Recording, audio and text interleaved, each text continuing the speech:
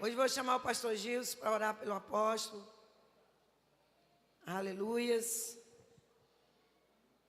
Hoje a chuva tentou ser um empecilho, mas não conseguiu. Amém? Estamos aqui firmes no Senhor. Amém. Vamos orar, gente. Estenda sua mão para cá. Vamos orar pelo homem de Deus. Pai querido, Pai santo, nós te louvamos por mais uma noite na tua presença, Senhor. Aonde o Senhor tem nos trazido ensinamentos profundos, ricos para nossas vidas, Senhor. E nós queremos declarar nessa noite que a tua presença, o teu Espírito Santo, possa estar, Senhor, trazendo novamente através do teu Filho, o apóstolo, Pai, que nós possamos receber do Senhor aquilo que o Senhor tem preparado para cada um de nós nessa noite. Descortina toda mentalidade carnal, Senhor, toda mentalidade religiosa, e que nós possamos receber dessa semente profunda em nossos corações, Pai, para a glória do teu nome, em nome de Jesus. Amém. Glória a Deus. Amém.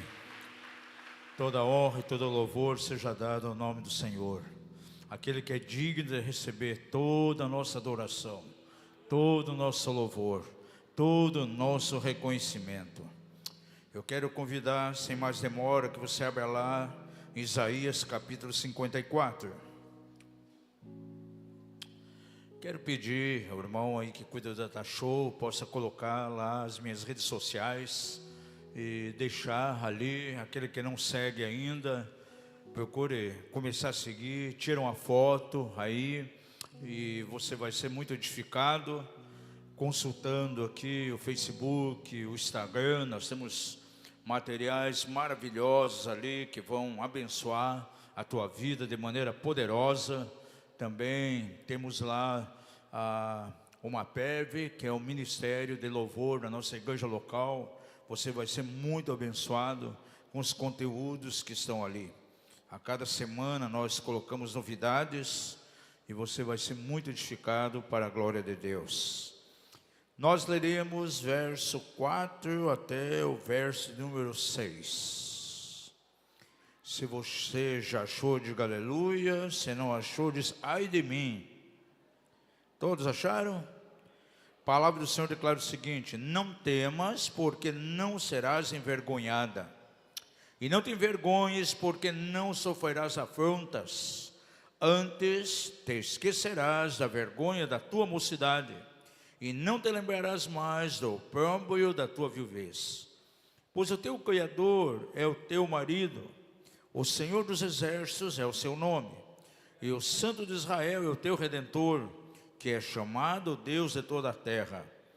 Porque o Senhor te chamou como a mulher desamparada e triste de espírito, como a mulher da mocidade que fora repudiada, diz o teu Deus. Amados, nessa noite eu quero focalizar um pouco acerca de cura da alma, as demolições que devem acontecer na nossa alma. Quando se trata de fortalezas na alma, cada pregador no campo da libertação, no campo da cura interior, estabelece um conceito próprio daquilo que ele crê que é uma fortaleza no sentido negativo. E nós estamos caminhando já aí por quase 40 anos, 4 décadas, ministrando dessas áreas. E pela experiência eu também tenho estabelecido um conceito, uma definição daquilo que eu creio, que é uma fortaleza espiritual num sentido negativo em alguém. Uma fortaleza trata-se de uma estrutura, de uma fortificação que o diabo consegue construir, consegue levantar na alma de alguém quando há feridas não curadas. Diga isso, feridas não curadas se constituem em plataformas para que o inimigo levante as suas fortalezas. E as duas feridas mais comuns de alma, onde o inimigo mais tem trabalhado e operado, são as feridas na área de rejeição e na área de falta de perdão, raiz de amargura. E amanhã à tarde nós vamos abordar, minha esposa vai abordar bastante sobre a questão de falta de perdão, E hoje, de maneira bem rápida, eu quero dar um enfoque aqui acerca de ferida de rejeição. A ferida de rejeição é uma das feridas mais comuns que nós podemos encontrar em meio à igreja do Senhor. Eu posso analisar pessoas que estão hoje aqui, quem sabe alguns de vocês já passaram por problemas sérios de rejeição no passado. Quem sabe algumas estão passando nos dias atuais por alguma situação de rejeição. Ou algumas aqui ainda vão passar por isso. Porque a rejeição é a ferida mais comum que nós encontramos em meio à sociedade. Eu sempre digo que é o mal que está arraigado à sociedade. E é muito importante que nós, como filhos de Deus, saibamos lidar com isso. Agora, o profeta Isaías, aqui nesse capítulo, ele coloca diante de nós um quadro típico de uma situação de rejeição. E ele compara a ferida da rejeição com aquela mulher que foi abandonada, aquela mulher que foi repudiada por seu marido. E eu sou bem certo, muitos de nós que estamos aqui nessa noite, quem sabe foi exatamente nessa condição, nessa situação, que nós chegamos a Jesus, como uma mulher que foi repudiada, desamparada, rejeitada. E quem sabe nos dias de hoje, ainda servindo o Senhor, ainda conservamos a ferida da rejeição lá na nossa alma.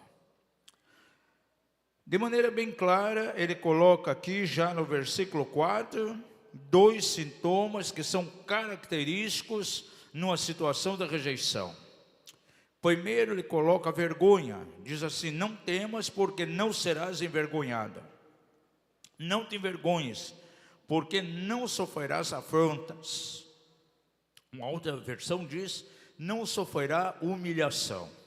Então, vergonha e humilhação são 2 sintomas que são bem característicos em uma situação de rejeição. Pessoa rejeitada que tem essa ferida, ela apresenta esses sintomas bem claros, e isso é bem evidente. Trabalhando com o corpo de Cristo desde o ano de 82, quando eu fui ordenado ao ministério pastoral, eu vejo de maneira clara esses 2 sintomas em pessoas que apresentam feridas de rejeição. Mas quando ele chega aqui no verso 6, ele coloca 2 coisas que são mais profundas. Somente aquele que trabalha fortemente com cura emocional pode discernir esses sintomas que ele coloca aqui. E diz aqui: porque o Senhor te chamou como uma mulher desamparada e triste de espírito, como mulher da mocidade, que fora repudiado, diz o teu Deus. Então, desamparo e tristeza de espírito. Diga isso: desamparo e tristeza de espírito. Porque o rejeitado, verdadeiramente, ele se sente como alguém completamente desamparado e triste de espírito. Uma outra versão diz espírito abatido. E quando você vai às Escrituras, você encontra algumas referências bíblicas sobre isso, que falam de maneira profunda. Por exemplo, Provérbios 18:14 diz assim: o espírito do homem o sustentará na sua enfermidade, mas o espírito ferido, outra versão diz, o espírito abatido, quem o levantará? Há pessoas na igreja hoje que estão como prostradas, não conseguem se levantar. Por quê? Porque tem um espírito ferido, por causa da rejeição. Diz lá no verso 13 do capítulo 15: o coração alegre aformoseia o rosto. Ou seja, deixa o rosto brilhoso, como diz lá o mineiro do interior. Mas pela dor do coração, o espírito se abate. Amados, quantas pessoas com o espírito abatido por causa da rejeição? E nós que mexemos com cura da alma, nós temos uma particularidade.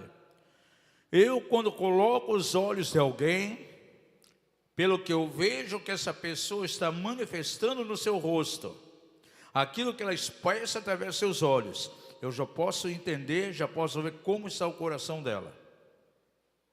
Por quê? Os nossos olhos se constituem portas e janelas da alma. É um bom libertador, alguém que move de maneira profunda, em cura emocional. Só o fato de bater os olhos em alguém, ele já sabe como está o coração daquela pessoa. É uma visão como que de raio-x, a gente consegue radiografar as situações. E não adianta, pode colocar 2 quilos de maquiagem. Você pode colocar meio quilo de natura, não vai resolver. A gente consegue ver o coração. O rejeitado, ele carrega e manifesta esses sintomas de maneira bem clara. O que é contrário à rejeição? Aceitação. E como importante é nós sermos aceitos. E isso forma a nossa personalidade. Alguns sinônimos para a rejeição: sentimento de não sentir-se desejado. É alguém que se sente excluído. Automaticamente é alguém que se sente sem valor. Um sentimento de não pertencer. É como alguém que olha de fora para dentro de um círculo de comunhão, quer entrar dentro dele e não sabe como. E na igreja do Senhor, quantas pessoas se sentem completamente rejeitadas? Rejeitadas por irmãos, rejeitadas pela liderança, alguns se sentem rejeitados pelo próprio Deus. São pessoas que têm sérios problemas com a sua autoimagem. Eles avaliam as coisas sempre de um modo completamente negativo e pessimista. Curar a alma de uma pessoa que vive assim é como limpar os olhos espirituais da alma dela, porque ela se vê completamente negativa. Tudo que está ao redor dela, ela vê como uma forma completamente negativa. Agora, existem muitas causas para a rejeição e nós queremos enumerar algumas. E você vai perceber que a maioria delas se dão ainda de uma forma intrauterina, quando a criança nem veio a esse mundo ainda.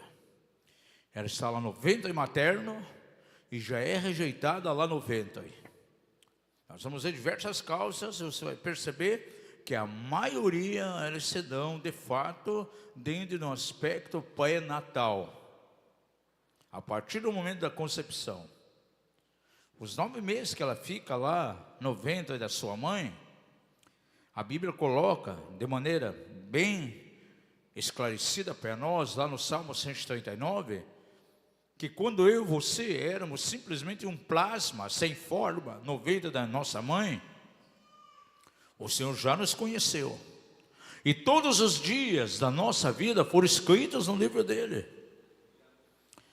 Eu creio que o Senhor tem um livro chamado Livro do Destino, onde está toda a nossa vida, todos os dias nossos aqui na face da terra estão registrados ali. Pois está escrito que desde o momento da formação, algo começou a ser escrito acerca de nós naquele livro.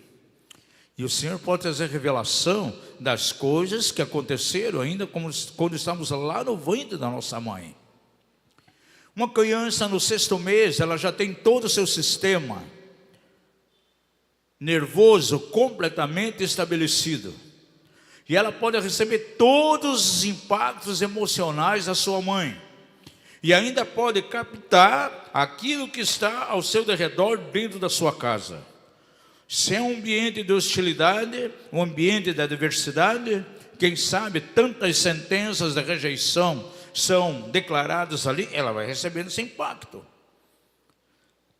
A transferência emocional da mãe, daquilo que está na sua alma, pode atingir a criança. Se lembra quando, lá em Lucas capítulo 2, Maria visita a sua prima Isabel, e ela estava grávida de João Batista, e Maria emite ali uma palavra de saudação. A Bíblia diz que João Batista foi cheio do Espírito Santo e moveu lá no ventre da sua mãe. Se uma criança tem a capacidade de ser impactada pelo Espírito Santo no ventre materno, e nós vemos isso acontecendo muitas vezes, nós vamos orar para que a unção venha sobre algumas mulheres gestantes, para que o Espírito Santo traga dons, as batize no Espírito. E quantas dessas mulheres estão gestantes? Ela chega e diz, olha, eu senti que o bebê moveu agora no meu ventre. E muitas vezes eu vejo, literalmente, o bebê movendo. Agora, quando alguma coisa, ao contrário, é liberado, vai trazer efeitos também na criança que está lá no ventre. Uma mulher grávida, por exemplo, passa por agressões físicas dentro de casa, quem sabe discussões, situações que abalam o seu emocional, quem sabe uma gestação sofrida, isso vai transferindo para a criança que está lá no ventre. E quem sabe quando é algo voltado à rejeição, o sentimento de rejeição já começa a manifestar lá no ventre materno. Se abre uma plataforma, é ali que começam os sentimentos. Essa criança, no 9º mês ao nascer, já vem de maneira profunda com a ferida de rejeição. E que foi gerado quando? Quando estava lá no ventre da mãe. Uma criança que não foi desejada. E logicamente Satanás vai explorar isso. E onde há um sentimento de rejeição, mãe, depois pode haver o alojamento de um espírito maligno, o espírito de rejeição. Por isso que libertadores, em alguns momentos de confronto, em libertação com espíritos malignos que se manifestam, em algumas ocasiões esses espíritos malignos se manifestam dizendo, o meu nome é espírito de rejeição. É o nome daquele demônio, espírito de rejeição. E por que entrou ali? Porque de antemão houve um sentimento de rejeição, uma ferida de rejeição. Diga comigo, onde há sentimento ou ferida de rejeição, se abre uma brecha para a exploração do espírito de rejeição. Aí é mais complexo.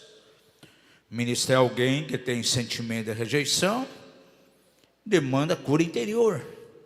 Mas libertar alguém que está debaixo da força do espírito de rejeição é muito mais profundo. Aí já envolve libertação, já envolve confronto com o espírito que está ali. E hoje, de maneira rápida aqui, você vai fazer comigo uma viagem pelo túnel do tempo. Diga ao seu vizinho, aperte teus cintos. E você vai viajar no túnel do tempo. Vamos considerar o tempo que você era lá no ventre da tua mãe, um simples plasma, sem nenhuma forma, até o momento atual.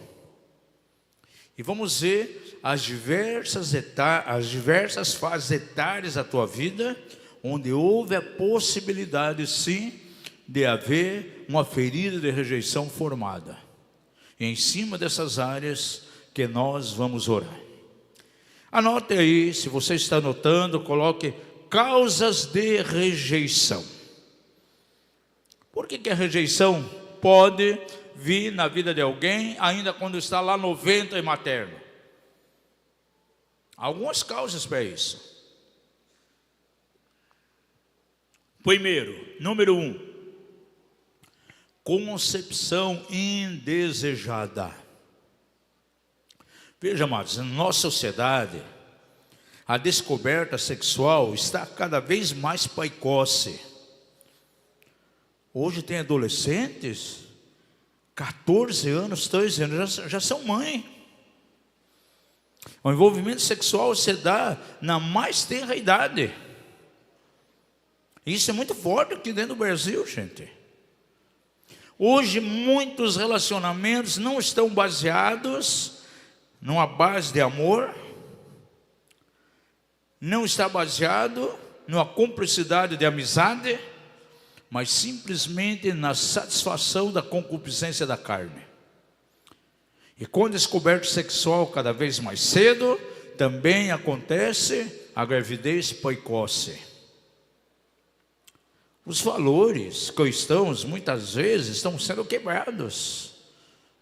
E vivemos em meio a uma geração completamente promíscua, onde a descoberta sexual se dá cada vez mais cedo. O Brasil, por exemplo, é um país completamente pervertido. Por exemplo, Existe um mês específico do ano aqui no Brasil, que já ficou sendo conhecido como o mês dos filhos do carnaval. O que significa isso? Muitos bebês que foram concebidos de maneira ilegítima, filhos bastardos, que nós vimos ontem, no carnaval, eles começam a nascer naquele mês. E que provavelmente a maioria deles não serão amados, não serão recebidos. Quem sabe nem vai conhecer quem é o seu pai biológico. Vai ficar somente com a mãe, sem nunca ter um contato com o pai. Ou quem sabe nem com a mãe ficará. Vai ser adotado por uma família. Quem sabe irá para o orfanato sem nunca ter contato com pai e mãe. Ou alguns vão ficar perambulando pelas ruas. Isso é muito comum nas grandes capitais aqui do Brasil. Os meninos de rua, sem pai e sem mãe. Os conhecidos moleques aqui do Brasil. E de onde vem essa palavra moleque? Vem de Moloque. Lá no Vale Filho de Non, uma grande imagem metálica de Moloque, uma boca aberta, uma fornalha que nunca parava de queimar, e os pais iam e sacrificavam seus filhos, jogavam vivos ali dentro. Esse principado maligno ainda continua agindo em nossos dias, gente. Filhos que são abortados em clínicas clandestinas, em alguns países clínicas abertamente, como é o caso do Japão e alguns outros países. Pais que rejeitam completamente esses filhos que foram concebidos. Automaticamente a ferida de rejeição brota naqueles corações. Nós fomos 3 vezes a Moçambique para ministrar lá no ministério da irmã Red Baker. E ela tem um ministério tão extraordinário com crianças que são tiradas das ruas. Crianças que vão de 0 anos até 14, 15 anos. Onde elas são curadas, são ministradas, evangelizadas. Porque a cultura moçambicana é uma cultura deturpada.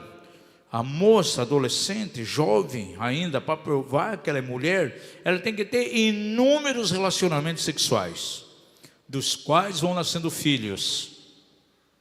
E esses filhos são descartados. Muitos ficam pelas ruas. E o Ministério Arco-Íris dessa irmã pega essas crianças e começa a ministrá-las. Na primeira vez que nós fomos na base de desempenho, lá em Maputo, capital de Moçambique, tinha mais de 300 crianças. E as feridas de rejeição eram profundas. A gente caminhava, de repente, uma criança, que nem um ursinho koala na minha perna, outra na outra perna, no colo da minha esposa, a outra pastora que foi conosco, tipo, me levem com vocês, me adotem. Carentes de amor, carentes de aceitação, porque estão ali sem pai, sem mãe. As feridas de rejeição são profundas. Então, a primeira causa é uma concepção indesejada. Diga isso, concepção indesejada. Segunda causa ainda, de maneira pré-natal, uma concepção muito cedo depois do casamento. 2 jovens cristãos se casam, são novos, ambos estão fazendo universidade ainda, não se formaram. Aí eles pensam, filho, só depois de se formar, vamos esperar uns 4, 5 anos para ter o primeiro filho. E quem sabe, um filho é concebido já no primeiro mês de casamento, nos primeiros dias.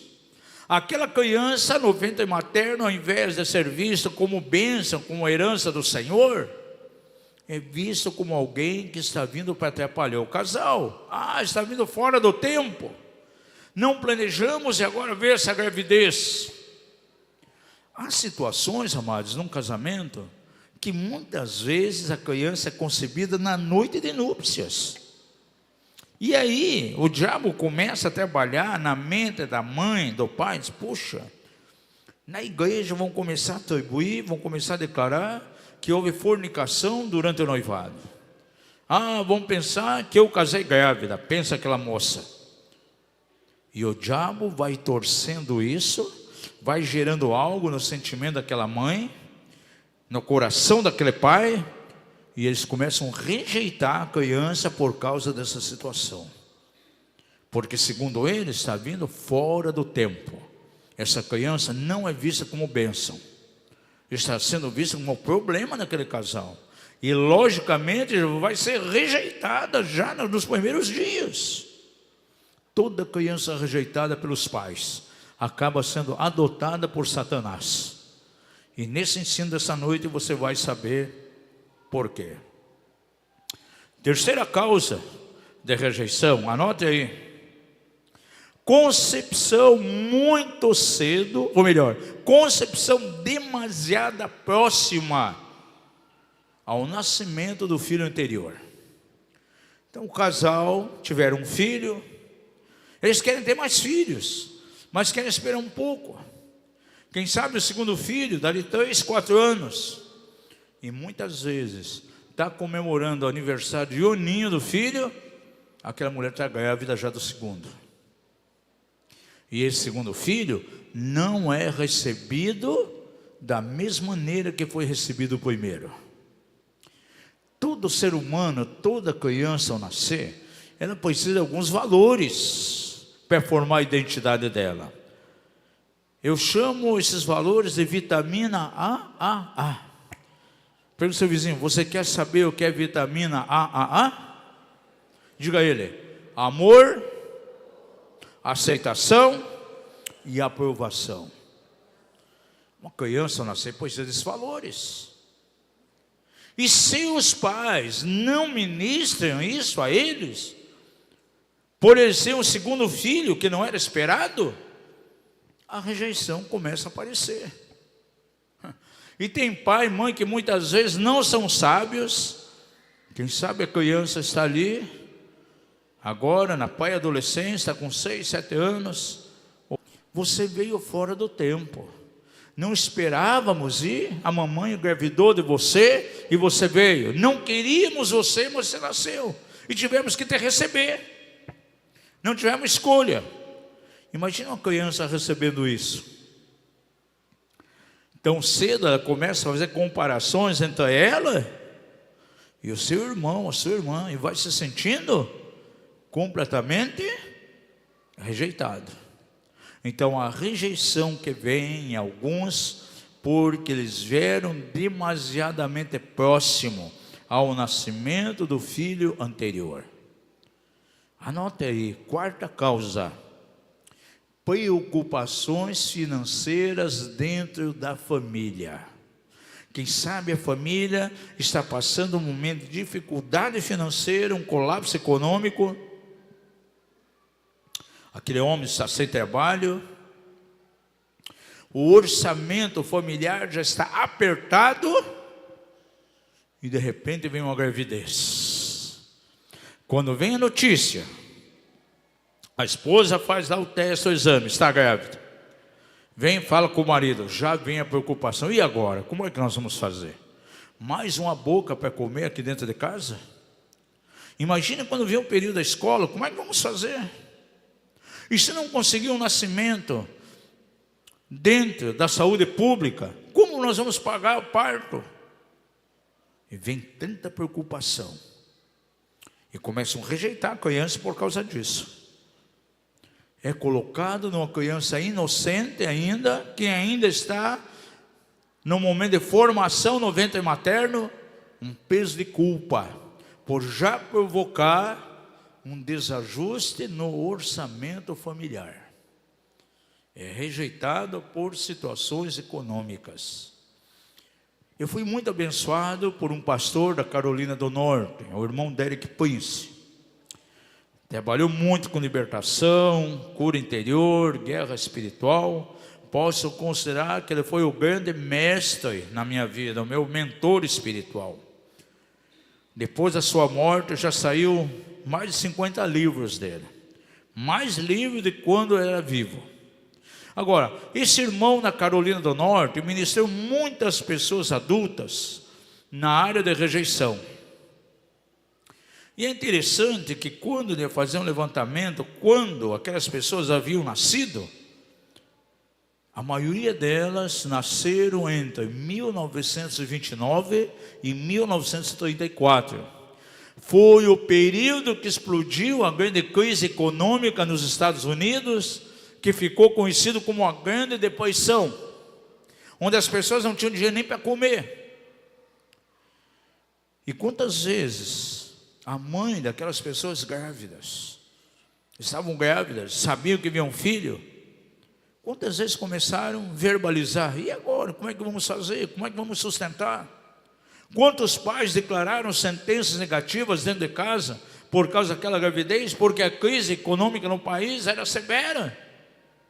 Talvez não declararam nada em palavras, com a boca, mas haviam sentimentos profundos. Veja, as pessoas cresceram, se tornaram adultas, se converteram a Jesus, estavam na igreja agora, no entanto, com feridas profundas de rejeição. E trouxeram lá da infância por causa da crise econômica.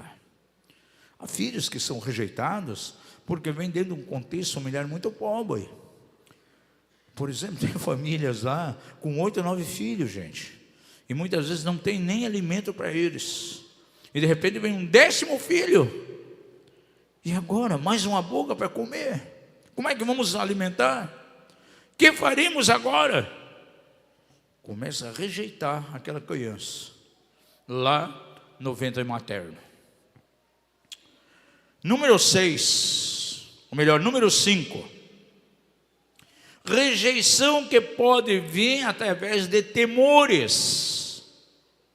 Há famílias onde as mulheres todas têm sérios problemas durante a gestação. É uma gestação sofrida. Todas as mulheres daquela família sofrem de pressão alta. Então, quando vão ter filhos, tem sérios problemas de pré-eclâmpsia ou eclâmpsia.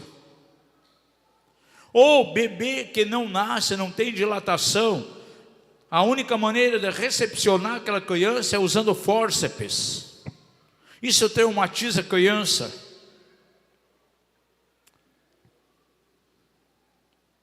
As pessoas dentro da família são movidas pelo medo e não querem ter filhos.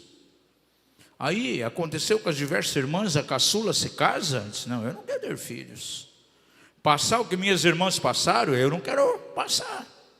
E se um filho é gerado, ela vai ter o mesmo tipo de comportamento. Eu nunca esqueço, a mulher chegou perto de mim, minha esposa, e disse assim: olha, filhos eu não quero nunca mais. Passar o que eu passei com o primeiro filho, eu não quero mais. Uma pessoa assim, ao engravidar, sabe o que vai fazer? Vai rejeitar o filho. E o sentimento da rejeição começa a brotar no interior daquela criança, ainda lá no ventre materno. Sexta causa, quando há conflito entre os pais. Há crianças que nascem meio a conflitos. O casal está passando por um tempo de tensão emocional, discussões. Quem sabe, à beira do divórcio, à beira da separação. E uma criança nasce em meio a esse contexto.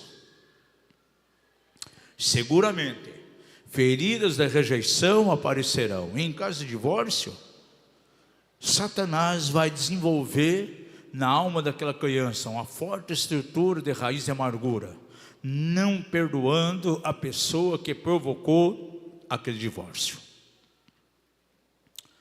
Na minha cidade, nós conhecemos um caso muito típico dentro dessa questão. Uma criança que nasceu à beira de um divórcio. Uma família riquíssima. A mãe até é cristã, mexe com intercessão agora. No entanto, assim que ele nasceu, houve um divórcio. Tão cedo ele começou a apresentar sintomas terríveis. Na amamentação se engasgava, não se alimentava corretamente, dava mamadeira, iogurte, ele não se alimentava direito. Foi crescendo uma criança completamente esquizofrênica. Na adolescência, esquizofrênico total. E desenvolveu de maneira muito forte a esquizofrenia criminal. Amando brinquedos como armas, revólveres. Quando se tornou jovem, ele não conseguiu mais ficar com a família. Como é uma família muito rica, compraram um apartamento numa região privilegiada de Curitiba. Ele foi morar sozinho, sem conseguir conviver dentro da família, a nova família que foi formada. Sérios problemas com seu meio-irmão. Ele começa a ser usuário de drogas, dependência química em crack, se tornou um cleptomaníaco. Onde ele ia, ele roubava coisas, sendo que a família é riquíssima. A mãe comprava roupa para ele, com 3, 4 dias, roupas de marca, ele vendia por preço de banana para comprar crack, drogas. Dava celular para ele, em uma semana já não tinha mais. Perseguido por polícia, foi a diversas clínicas, onde pagavam quase R$1.000, sem dar resultado. Mandaram ele lá para os Estados Unidos, para o Desafio Jovem, o ministério do David Wilkerson. Ele roubou lá, tiveram que mandar ele embora. E ficava uns tempos na igreja, supostamente, dizendo que se convertia, mas nunca se converteu. Nas igrejas ele roubava. Um dia, um pai de santo de um centro de terreiro ligou para a mãe dele, porque ele também fez muitos pactos com Satanás. E o pai de santo disse: olha, você precisa vir aqui no centro de terreiro, porque teu filho roubou inúmeras imagens daqui, e você tem que vir pagar isso. Casa onde passar tivesse gato, cachorro de estimação, ele roubava. E aí quando via cartaz pedindo resgate, dando resgate para quem achasse, ele ia lá e entregava o animal e pegava dinheiro ainda. Terrível. Eu particularmente vi demônios terríveis saindo desse rapaz. Às vezes, quando o seu meio-irmão saía lá da universidade, à noite ele ia lá na frente da universidade, sem camisa, só de cueca, e dizia: eu faço isso para atacar meu meio-irmão, porque ele é amado, eu sempre fui rejeitado. O pai biológico morreu, e ele carregando aquela ferida de rejeição. Eu disse: olha, muitos demônios, rapaz, sai de você, mas tem um homem forte que não quer sair. Só vai sair no dia em que você perdoar fulano de tal. A pessoa tinha provocado o divórcio. Não, eu não perdoo. E quem sabe está assim até hoje, porque nunca quis perdoar e ele sumiu dos nossos caminhos. E de vez em quando a gente ia tendo notícias dele, terrível. Mas veja, ele nasceu em meio a um conflito.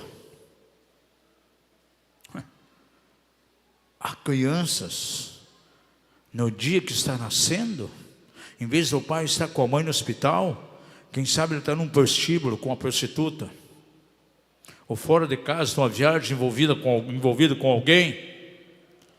O diabo vai entrando por esses caminhos para gerar fortalezas, não somente de rejeição, mas fortes fortalezas de raiz de amargura. Número 7. Quando os futuros pais já têm, segundo a mente deles, o número de filhos planejados. Tem casal que quer ter 2 filhos só. Vem o terceiro não é bem recebido como os 2. Na família da minha esposa, 13 filhos. Quem sabe o casal quer ter 12 filhos para fazer um time de futebol. Se nasce um 13º, aquele filho é descartado. E como tenho visto isso dentro da igreja, gente. Eu nunca esqueço uma família, 2 filhas. A primeira muito bem recebida, porém a segunda não. E ela vai se sentindo rejeitada dentro de casa desde cedo. E os comportamentos dos pais de total rejeição. Um dia essa filha rejeitada chega da rua em casa, eles moravam num sobrado. A mãe disse assim: querida, é você que chegou? Não, mãe, aqui quem chegou foi a outra, não é tua filha querida. Ela sentiu o quê? Descartada. Você já viu muitas vezes, tem famílias crentes, tem 2 filhos, o filho do meio não é bem recebido? O mais novo, o mais velho sempre foram amados, porém não o filho do meio. Eu fui ministrar numa cidade, numa igreja histórica, lá no meu estado, no Paraná. E o pastor da igreja chegou para mim e disse: olha, eu tenho um problema sério aqui na minha igreja. Eu disse: qual é? Eu sou rejeitado por todo mundo. A igreja não me ama. No meu aniversário não recebo uma mensagem sequer. No dia do pastor, nem os presbíteros da igreja me dão algum presente. Parece mais presbicho do que presbítero. E é assim. Eu sou rejeitado da igreja. Pastor, vamos conversar um pouco aqui. Vamos discernir onde é que está a raiz dessa rejeição. Me fale um pouquinho acerca da tua família. Bom, a minha família, cristãos. Éramos em 2 filhos. Eu sou o filho do meio. O mais novo e o mais velho foram para a escola particular. Eu fui para a escola pública. Meu pai e minha mãe sempre me trataram diferente do mais velho e do mais novo. Nunca tive a oportunidade de escolher um brinquedo para mim. O que eles não queriam, o que vinha para mim. Eles não gostavam, então vinha para mim, eu não podia escolher. Roupa, nunca fui numa loja escolher roupa. O que ficava apertado para o mais velho, vinha para mim. E o que ficava folgadão para o mais novo, vinha para mim. Sempre foi assim. Está aqui a raiz do seu problema. Rejeição que você carrega, que veio dentro da tua casa. Muitas pessoas, a principal fonte de rejeição para ele é o relacionamento com os pais. E era aquele caso. Tivemos que ministrar de maneira profunda a paternidade de Deus para aquele pastor. Porque ele era alguém que se sentia rejeitado. E o rejeitado, ele tem a habilidade de rejeitar os outros. Diga ao seu vizinho: quem é rejeitado, geralmente, vai rejeitar as outras pessoas. Número 8. Rejeição que vem por aborto como possibilidade ou intento. É quando há a tentativa de aborto e esse aborto não é consumado. No ventre materno escancaram, abaixam a porta para que alguns demônios venham e comecem a atuar. O espírito de rejeição, o espírito de morte, o espírito de Moloque, um demônio chamado Falique, que atua muito dentro dessa questão aí de aborto e rejeição também, e começa a trabalhar na vida da pessoa, gente. Um aborto não consumado, além de gerar ferida profunda rejeição, escancaram a brecha e pode haver um endemoniamento intrauterino. Se o Espírito Santo entrou em João Batista no ventre da mãe, um demônio pode entrar sim em uma criança que está lá no ventre. E é o que mais temos encontrado. Nós temos um seminário chamado Libertação de Crianças. E quando nós vamos orar por libertação infantil, nós vemos demônios saindo de criança da mesma maneira que adulto. Os demônios gritam através dela, mudam a voz, tossem, vomitam, estrebucham no chão. E quantas vezes esse endemoniamento veio lá no ventre materno? E uma das causas para que haja esse endemoniamento intrauterino são as tentativas de aborto. Eu nunca esqueço, estava ministrando um seminário, uma escola de formação de libertadores, chamada Infol, lá em Porto Velho. E uma noite estava ministrando sobre a cura de rejeição e fizemos a oração, colocando os 9 meses que uma pessoa está lá no ventre materno. E estava ali uma mulher missionária, trabalhava com crianças. Quando eu mencionei o 6º mês, ela teve uma visão aberta. E ela viu, naquele local de reuniões, era a Igreja Batista, Jesus se aproximando dela e disse assim: vencemos. Jesus não disse para ela, você venceu, disse, vencemos. E no sábado nós fizemos uma ministração pessoal para ela, com mais alguns obreiros. Aí ela falou que a sua mãe tentou abortar, tomando garrafadas. E no 6º mês a mãe acreditou que tinha matado aquela criança no ventre. Mas o Senhor não permitiu. E permitiu sim que ela fosse mantida no ventre. Por isso que naquele momento de oração, quando eu mencionei o 6º mês, ela teve essa manifestação de Jesus que disse a ela: vencemos. Jesus venceu com ela. Porque Jesus guarda a criança ainda lá no ventre materno. E tive uma experiência muito interessante, pregando numa igreja na minha cidade. Alguém que tinha uma forte ligação com o ministério da irmã Valnice Milhomes. Nós fomos ministrar na igreja alguns dias.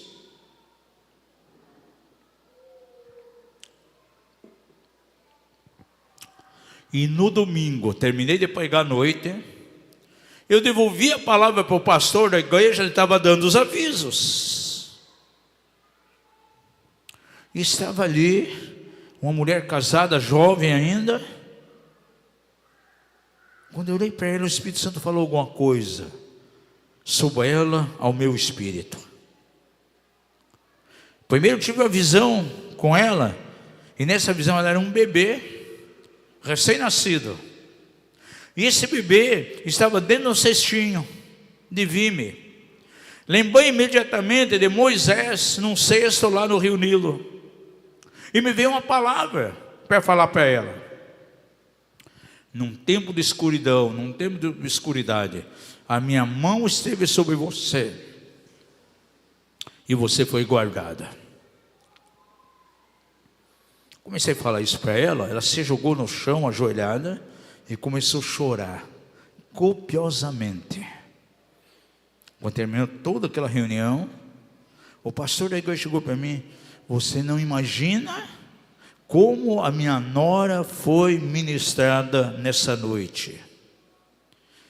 Aquela jovem ali é casada com meu filho. E por muitas vezes a mãe tentou abortar. E chegou um mês específico, a mãe achou que tinha conseguido abortar, que não tinha mais a criança. Mas como então depois ela viu que essa criança permaneceu com vida, a mãe então desistiu. Mas ela tentou diversos meses matar aquela criança no ventre. Aí nós fomos jantar num restaurante, aquela moça foi junto, ela se aproximou de mim e disse: olha, hoje o Espírito Santo fez uma obra tremenda na minha vida. Você viu quando eu estava ajoelhada chorando ali? Eu disse,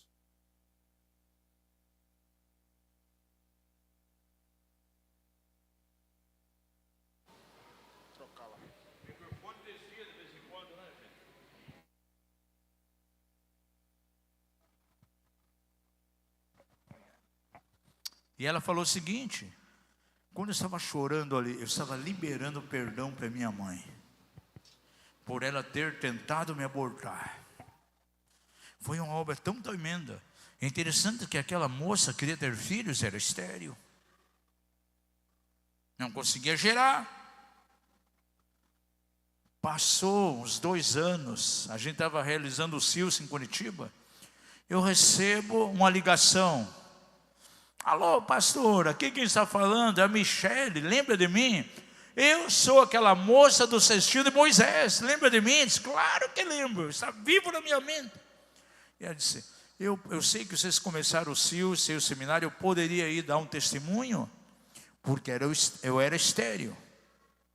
Depois daquela situação, foi quebrado a esterilidade, hoje eu sou mãe, já tenho uma nenê, uma menina, e eu até queria levar para mostrar para as pessoas no seminário, para dar um testemunho da obra que o Senhor fez na minha vida. Posso? Levei e traz a criança também. Glória a Deus, quebrou a esterilidade. E ela tem mais um filho, 2 filhos, uma menina e um menino. Mas veja, Satanás conseguiu gerar uma fortaleza terrível de rejeição, porque houve tentativa de aborto lá no ventre materno. Essa é uma causa que vem trazendo aí abertura aos espíritos de rejeição na vida de alguém. Número 9, rejeição por causa do sexo. Veja, o casal recém-casado deseja ter um filho. Aquela mulher engravidou. O grande desejo é ter uma menina. Ela vai, faz um teste de ecografia, vem o teste, está vindo um menino. Que já é rejeitado, porque o casal queria menina. Não dão o devido amor, a devida aceitação, a aprovação a ela, pelo sexo que ela veio. A criança, ela quer captar esses valores para formar sua personalidade. Ela começa a ter comportamento no sexo oposto. E é nesse momento que vem um espírito maligno naquele menino e começa a desenvolver uma personalidade feminina, porque o casal queria uma menina.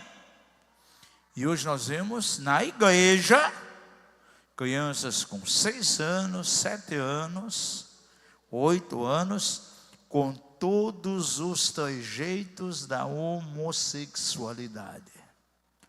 No Japão, um menino de 7 anos, como se fosse uma menininha. Em Cascavel, no Paraná, fomos ministrar numa igreja, e o pastor chegou e disse: olha, há um caso aqui de um jovem que está recebendo Jesus, nós já não sabemos mais o que fazer dele. Manifesta tanto demônio, nós já expulsamos, amarramos, confrontamos e não dá resultado. Ele é uma igreja de célula, ele já foi pré-encontro, pós-encontro, reencontro, levamos na escola de líderes, não dá resultado nenhum. Você poderia conversar com eles? Com ele? Disse, posso. Marcamos uma tarde. E ele começa a abrir o seu coração, 18 anos de idade, na homossexualidade. Com essa idade, tinha tido 10 envolvimentos com homens já. A maioria deles, homens casados, de idade. E ele diz assim: quando eu comecei a me dar por gente, o que eu via da boca do meu pai e da minha mãe, queríamos uma menina aqui dentro de casa, mas nasceu um menino, nós não amamos você. Imagina uma criança recebendo isso. Começou a desenvolver uma personalidade completamente feminina. E estava agora na homossexualidade, gente. Você não imagina quando os pais não querem o sexo que a criança está vindo, a fortaleza que pode gerar e a brecha que pode se escancarar para tão cedo ele se jogar para a homossexualidade. Em Recife, ministrando numa igreja batista enorme, o pastor chegou e disse: olha, tem um casal aqui que tem um problema sério. Mas o pastor não conseguia discernir, distinguir aonde estava o problema do casal, só sabia que eles precisavam de ajuda. E disse: você poderia ter um tempo no sábado de manhã para conversar com eles? Eu sinto que tem algo errado naquele casal. Disse, sim, vamos conversar. Eu chamei 2 casais de pastores que eram de um outro ministério para estar junto, como testemunho. Foi muito bom. Gente, a bomba que aquele casal trouxe foi terrível. Um homem já chegando nos 70 anos de idade, um médico famoso na cidade, um dos melhores oftalmologistas da cidade, um casamento de fachada. Há anos já não dormia mais com a esposa, quarto separado, porque toda madrugada aquele homem transvestia-se de mulher, botava roupas íntimas femininas, pintava as suas unhas com esmalte, roupas de mulher. e obrigava a esposa de quando em quando ir num shopping da cidade, numa loja de calçado, assim, vendia sandálias top, e ele quer dizer, qual é a sandália top do momento? Compre para mim. E ele ficava de sandália feminina, a madrugada inteirinha. Aí ele acordava lá por 5, 6 horas, tirava o esmalte, todas aquelas roupas femininas, botava roupa de homem, pegava o seu avental de médico, ia lá para o seu consultório clinicar. E isso já vinha por anos. Agora, ele não se tornou alguém na homossexualidade, mas transvestia-se de mulher. Agora, quem é ele? Filho único, onde o pai e a mãe queriam sempre menina. E ele foi tratado como menina desde cedo. Tinha uma personalidade feminina. Doutora Neuza Ichoca, em vida, todo ano, no mês de abril, ela realizava uma conferência lá em São Paulo. Eu fui em quase todas elas para pregar. E no sábado à tarde colocava um painel ali com assuntos assim polêmicos para ser tratado. E um dos anos foi acerca da homossexualidade. E convidaram um rapaz. E esse rapaz tinha sido alguém mergulhado na homossexualidade por anos. Ele foi secretário do presidente de uma ONG muito grande em São Paulo, que trabalha na homossexualidade. E por quantos anos ele viveu mergulhado na homossexualidade? Só foi resgatado pelo amor e misericórdia do Senhor. E ele contou a sua experiência quando era criancinha, pequenininha. Pai e mãe sempre queriam uma menina. Os tios queriam menina. Ele veio com garoto. Começaram a tratar ele como se fosse uma menina. Chegava ao ponto de quando ele ia para a escola, escolinha, em vez de pôr roupa de garoto, botava um vestidinho, sainha, sandalinha de menina, e era assim. Foi mudando a sua personalidade feminina. E se tornou alguém mergulhado por anos na homossexualidade. Converse com alguns que estão na homossexualidade hoje. Pergunte por que eles escolheram esse tipo de vida. Muitos vão dizer, porque eu fui rejeitado dentro da minha casa. Mas por que você foi rejeitado? Eles queriam uma menina e eu nasci como homem. Converse com algumas meninas que estão no lesbianismo hoje. Foram desposadas em casa porque vieram como menina. E o casal queria garoto, menino. E porque veio no sexo oposto, foram então rejeitadas. Na igreja histórica, nós somos ministrar e aconteceu algo muito interessante. Pela primeira vez, o Senhor nos deu a direção, a mim e minha esposa, para ministrar uma mãe e uma filha juntas. Jamais ministremos filhos junto com pai, mãe, ou vice-versa, sempre sozinho. Mas ali, o Espírito Santo nos orientou que ministrássemos as duas. Por quê? Aquela mulher e seu marido tinham 2 filhas. A primeira foi muito amada, muito bem recebida, aceita. E quando veio a segunda, eles queriam um garoto. Mas veio uma outra menina, a qual foi descartada, não foi amada. Tão cedo ela começa a demonstrar uma identidade completamente masculina. Não gostava de brincar com boneca, casinha, só com carrinho, brinquedos de garoto. Jogando bola de gude na rua, jogando futebol. Se vestia como garoto. Agora na adolescência, não tinha nenhuma amiga, só amigo. Você conhece estilingue? Quanto conhece estilingue aqui?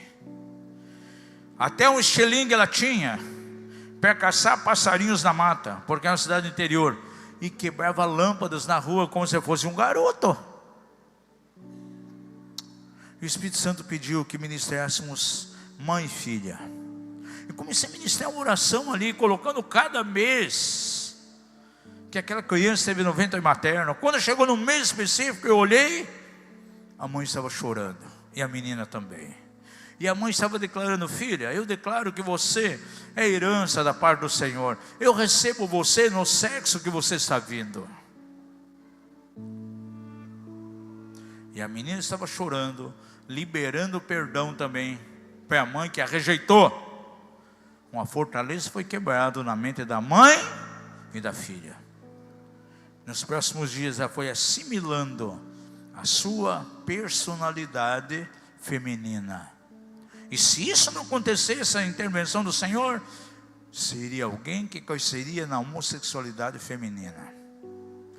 E entrar num relacionamento com alguma outra menina, ela tomando um papel masculino naquele relacionamento. É assim que o diabo está entrando hoje na igreja, trazendo a questão da homossexualidade feminina e a homossexualidade masculina. Você tem que ver os porquês. Existe um livro de libertação muito interessante, chamado Porcos na Sala. E o autor daquele livro, Frank Raymond, ele compartilha uma experiência muito interessante. Ele conheceu um jovem evangelista que tinha uma unção tremenda. Deus usava ele de maneira poderosa para salvar vidas, curar pessoas. E ele era solteiro. Até que ele, pregando na igreja, conheceu uma jovem também, temente a Deus. Casou-se com aquela jovem. De repente veio a gravidez. E chegou alguém e trouxe uma profecia, que não é profecia, uma profetada. Disse assim: mulher do teu ventre, vai vir um varão que vai receber a unção dobrada do teu marido. Ele vai ser um poderoso evangelista. Eles se firmaram naquela palavra. Nem exame de ecografia ele quis fazer. Na mente delas vinha um garoto. Prepararam para a chegada do garoto. Quarto com brinquedo, tudo azul. Quando nasceu, uma menina. Olha bem para o seu vizinho aí. Aponta no narizinho dele aí e diga assim: cuidado, meu irmão, com as profetadas que andam por aí. Porque tem muita gente profetizando o sexo do bebê que vai nascer e nasce outro sexo. E nós já vimos isso acontecendo. Temos que confrontar pessoas. Aquela mulher se encheu de autocondenação, rejeitou a filha. A unção daquele homem foi embora. Começou a entrar num caminho mortal de religiosidade, sem unção. E foi parar num seminário de libertação como esse. E Frank Raymond orou com aquele casal. E essa fortaleza foi quebrada. E aceitaram a vinda daquela menina. No sexo, realmente que ela veio.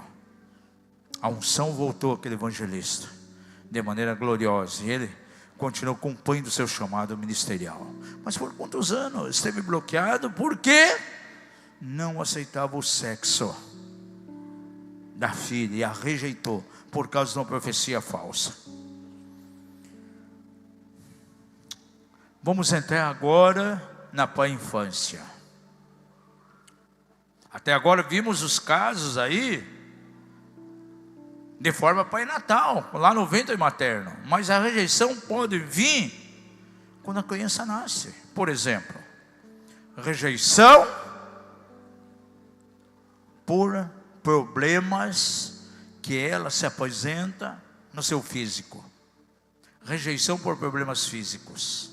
Por exemplo, tem crianças que nascem com síndrome de Down, que são rejeitadas por causa dessa deformidade. Nasceu mongoloide, os pais tratam bem os filhos normais e aquela pessoa não tratam bem, rejeitam. Leva os outros no cinema, jogar futebol, tomar sorvete, leva para o parque, menos aquela. Ah, não, nós não vamos levar porque vai se sentir mal, todo mundo vai ficar olhando para ele. Isso não é verdade. Curitiba é uma cidade muito fria, e um dia eu estava com minha esposa na Rua das Flores, esperando o horário ali, para irmos a um compromisso, e de repente, um dia muito frio, aparece um senhor oriental japonês, com 3 crianças, 2 muito bem trajados, porque estava muito frio, porém um terceiro com síndrome de Down, com um moletomzinho surrado, uma sandalinha branca de menina, tremendo de frio. Falei para minha esposa: seguramente essa criança está cheia de ferida de rejeição. Olha o tratamento que ele está recebendo. Muitas vezes a deformidade é até pequenininha. Lábio leporino, por exemplo. Sabe o que é lábio leporino? A criança que nasce com o lábio partido. Ah, não, todo mundo vai ficar olhando para ele, não vou levar ele no restaurante. Leva os outros filhos menos ele. Ele vai se sentir mal. Não é verdade. Você sente mal sim de ficar em casa, se sentindo rejeitado. Isso gera rejeição profunda. Uma outra forma de rejeição que pode vir na adolescência e na pré-adolescência são os abusos espirituais ou maus tratos. E esses maus tratos, esses abusos, não são somente espirituais, mas podem dar de 5 formas. Existem os maus tratos verbais, existem os maus tratos físicos, a forma errada de corrigir. Existem os maus tratos emocionais. Existem os maus tratos religiosos. E ainda os maus tratos sexuais, que podem vir dentro da casa, dentro da família. E todos vão gerar feridas de rejeição profundas. Por exemplo, os maus tratos verbais. Há poder nas palavras. Provérbios 18, 21 diz que há poder naquilo que nós liberamos. E quantos pais declaram palavras negativas na direção dos filhos? Ah, você vai ser, dessa maneira você vai ser um burro. Você nunca será alguém. Ah, menino, você vai ser um zero à esquerda. Você só tira nota baixa. Ah, meu filho, sendo com essa amizade, você vai ser um traficante de drogas. E sabe o que ela se torna quando cresce? As palavras têm um poder criativo. Bênçãos são materializadas por aquilo que nós falamos. Maldições são concretizadas pelo poder de palavras. A minha esposa atendeu uma moça jovem muito bonita. Veio da Europa, participou do nosso seminário. Lá ela foi prostituta. E disse: eu me tornei prostituta porque minha mãe vivia dizendo constantemente que eu seria prostituta. E eu me tornei prostituta. São os maus tratos verbais, gente. A boca de pai e mãe que são verdadeiras metralhadoras, palavras terríveis na direção dos filhos. E eles vão pegando essas palavras e construindo a sua autoimagem. Se sentem rejeitados. A rejeição pode vir de maneira física. Pai e mãe que não sabem disciplinar os filhos, em vez de usar uma varinha, conforme orienta lá o livro de Provérbios, eles dão um murro nos filhos. Palavras negativas. Crianças pequenininhas muitas vezes sendo castigadas pelo pai e a mãe. E depois o pai e a mãe vai tentar fazer um carinho, ela se afasta, não quer receber. Por quê? Sempre está sendo punida. Tem pais que não sabem disciplinar, eles castigam. Quantos têm filhos aqui, menores aí de 10 anos? Você tem que disciplinar de maneira correta. Uma varinha, uma medida de amor. Tem um conhecinho, um menino, bota lá uma fitinha azulzinha até, para ficar enfeitadinha a varinha. É uma menininha, bota lá uma fitinha rosa. Unge essa varinha e vai dar resultado. A minha filha está com 30 e poucos anos, quando era bebê, começou a agir com estultícia. Eu chegava em casa cansado do trabalho, ela queria ficar acordada à noite, só queria dormir de dia. Ela queria ficar à noite e a madrugada brincando, não deixava a gente dormir. Eu falei para o meu líder, um dos meus pastores: não, usa a varinha e vai dar resultado. Mas pastor, ela é tão novinha. Usa, já está na idade. Preparamos uma varinha fininha, deixava em cima da estante. Ela de repente começava a reinar, não queria dormir, pegava a varinha, ela fechava o olhinho já de imediato. E deu resultado, gente. Agora tem pai que vai lá, gente, dá murro, belisca. Gente, isso é terrível. Eu estava numa escola de intercessão ministrando, e tinha uma jovem ali. E eu estava falando sobre disciplina de filhos. De repente ela disse: olha, pastor, a minha vida foi terrível, a minha e dos meus irmãos. porque meu pai não sabia disciplinar, nos castigava, nos batia não com o couro da cinta, mas com a fivela. Apanhávamos de ripa de cerca, arreio de cavalo, e meu pai tinha um rabo de tatu para bater em nós. Conhece tatu? Eu e meus irmãos apanhávamos de rabo de tatu, e como era doído. Eu disse, e um dia eu estava com meus irmãos correndo em casa, brincando, meu pai estava furioso, bravo. Eu disse, olha, menina, para de correr, porque se você não parar, eu vou fazer algo aqui, você nunca mais vai esquecer esse dia. Eu vou esquentar um ferro, quando estiver bem vermelhinho, eu vou marcar as suas duas pernas, e você nunca mais vai esquecer esse dia. E ele fez isso, marcou as duas perninhas daquela criança, e ela foi crescendo com ódio, com raiva do pai. Ela disse assim, por muitos anos eu guardei ódio, eu queria fazer a mesma coisa com meu pai, esquentar um ferro e marcar as duas pernas dele também. Disse, mas graças a Deus, há uns tempos atrás, o Espírito Santo curou a minha alma, através de uma cura interior, emocional muito grande. Inclusive hoje, antes de vir para a aula de intercessão, estava tomando banho, vendo aquelas feridas. No entanto, meu coração está em paz, eu não sinto mais nada contra meu pai, mas senti durante muito tempo. E foi assim que ela viveu. Por exemplo, há muitas vezes, em lares cristãos, o abuso emocional. Há pais que punem emocionalmente os filhos. Isso dói mais que o castigo físico. Ah, garoto, se você continuar assim, você vai ver, você vai ficar 2 dias sem comer. Que coisa terrível. Punido com privação de alimentos. Ah, se você chorar, menina, e é pequenininha ainda, você vai ver só, eu vou botar você no quarto escuro, se você chorar lá dentro, o bicho papão vem te pegar. Quem viu isso aí na infância? Levanta a mão bem baixinho para ninguém ver. Gente, é uma forma de abuso emocional. Ah, garoto, você vai ver quando teu pai chegar do trabalho à noite, a surra que você vai levar. Então a chegada do pai é um momento de tensão para ele, não um momento de camaradagem. A pessoa se sente rejeitada.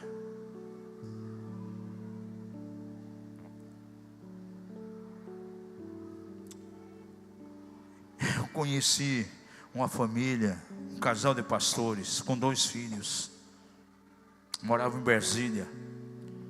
Os filhos ficaram com medo do número 3. Tudo que era relacionado ao número 3 era um terror para os filhos. Por quê?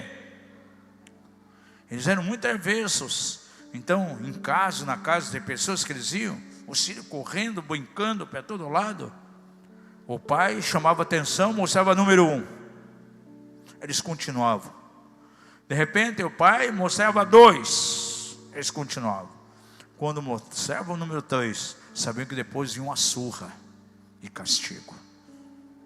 E foi assim, gente. Terrível.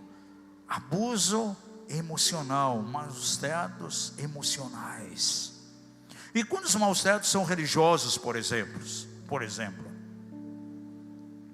tem pais crentes que trazem uma imagem distorcida de Deus para os filhos. Ah, meu filho, se você agir assim, Deus não vai gostar de você. Ah, se você agir dessa maneira, Deus vai pesar a mão sobre você. Quem veio aqui de um ambiente de religiosidade, levante a mão. Eu me converti num ambiente, meu Deus, de total religiosidade. E minha esposa vem de um ambiente desse também, onde tudo era proibido. Jogar futebol era do diabo, não podia ir atrás de uma bola. Ir para a praia, pecado. Eu nunca esqueço o primeiro retiro que fizemos na igreja, quando eu me converti, em Santa Catarina, numa cidade litoral. Eu e mais alguns jovens fomos molhar a pontinha dos dedos na água. Gente, era um pecado terrível, eu me sentia pecador por ter feito aquilo. Tem que procurar um lugar para me despecar. Religiosidade é terrível, gente. Quando me converti, a primeira coisa que eu quis fazer foi quebrar a televisão da minha irmã. Eu morava com ela, agora a Canha está lá não, disse, ó, você está aí com a besta quadrada dentro de casa, você está aí com a besta do Apocalipse dentro de casa, vamos quebrar isso.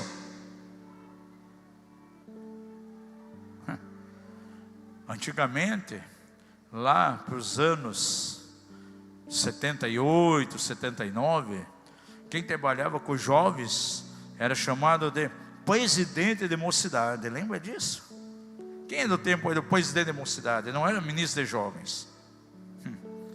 E um dia no ônibus eu encontrei a nossa presidente de mocidade de calça comprida, de calça jeans no ônibus. Meu Deus, como essa mulher vem pregar para nós com esse tipo de roupa, essa pecadora. E me encarreguei de fazer a fofoca para todo mundo na igreja. Eu fui o fofoqueiro. Ah, fulano de tal estava no ônibus de calça comprida, e aí é bem querer ensinar a pregar a palavra para nós no culto de sábado. Religiosidade, gente. E é uma forma de abuso. Ah, menino, se você faltar na escola dominical, o diabo pega você ali embaixo. Vai lá no campinho jogar futebol com os amigos, você vê. O demônio vai aparecer para você lá, vai te dar uma rasteira, vai te quebrar a perna. Era assim ou não era? Era assim, gente. Sabe o que é isso? Abuso religioso. E tem o abuso sexual, que acontece dentro dessa igreja, que traz de maneira profunda uma ferida terrível de rejeição. Por exemplo, somente quem trabalha com cura interior e libertação pode entender o problema das pessoas. Veja a experiência que nós passamos em Curitiba. Uma moça, 27 anos, veio ao nosso seminário. E ela com problemas espirituais terríveis, se aproximou de mim, da minha esposa, e começou a abrir seu coração. Ela estava tendo diversas quebras de aliança com seu esposo, se envolvendo com outros homens. De antemão, alguém poderia julgar, apedreja, porque é uma meretriz, tem que ser excluída.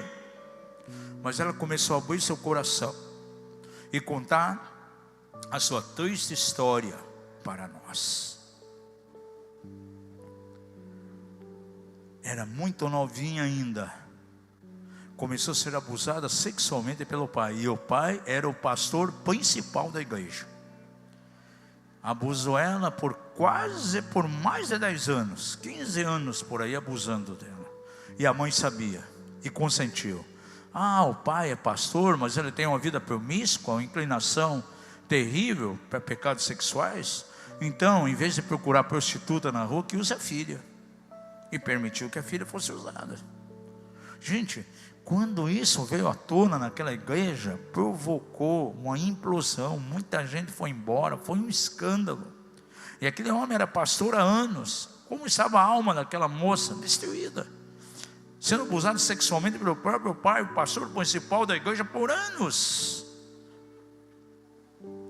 Ele não tinha onde morar, porque dependia somente do ministério. Aquela iluminação, então, teve misericórdia, colocou ele lá no interior para morar numa casinha pequenininha, lá no Instituto Bíblico daquela iluminação. O diretor do Instituto Bíblico começou a abusar sexualmente dela.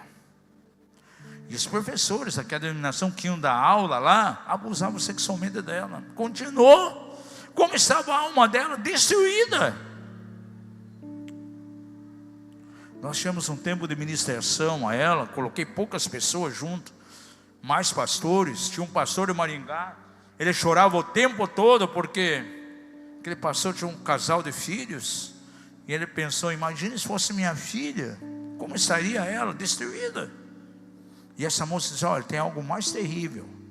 Eu tenho uma irmã nova, bem mais nova do que eu, está aqui no seminário, está na outra sala de ministração, e viu meu pai abusando sexualmente dela inúmeras vezes, ela sendo uma criança ainda indefesa. Como é que está a alma dessa pessoa? Destruída. Agora não é somente o ato sexual que pode caracterizar um abuso nessa categoria. Como nós conhecemos um caso de um pai, na hora do almoço, na mesa, lança um olhar cheio de sensualidade para a filha, ela se sentiu ultrajada, rejeitada a partir daquele momento. E há pessoas assim dentro da igreja. A rejeição, ela pode vir, quem sabe na juventude, no período escolar. Tem crianças que são rejeitados por professores. Agora no Imperatriz, nós tivemos há 2 semanas atrás, ministrando lá, e eu coloquei até na minha rede social testemunho de uma professora universitária. E ela tem lá um grupo de mulheres onde ela ministra. E ela foi rejeitada quando criança, dentro da escola. Porque a professora chegava e dizia para ela: você é um analfabeta, você não sabe ler direito. E todas as crianças chamavam de analfabeta. E aquilo feriu a sua alma de maneira tremenda. E agora ela dá aula na universidade. E no CIL, sei lá, de Imperatriz, o Espírito Santo a fez lembrar. E ela disse: puxa, eu não estava curado daquilo ainda. E o Senhor curou ela de maneira profunda com essa ministração de rejeição. Está lá no meu canal do Instagram, pode ver lá. Você vai ver esse testemunho dessa irmã, muito maravilhoso. Tem crianças que são na escola rejeitadas pelos amigos, porque não tem habilidade para jogar futebol, não tem habilidade para uma prática de esportes. E ele é sempre retraído, nunca chamam ele para nada. Tem pessoas que na sua personalidade são desfiguradas nessa fase lá no período escolar. Quem sabe a rejeição vem na fase adulta.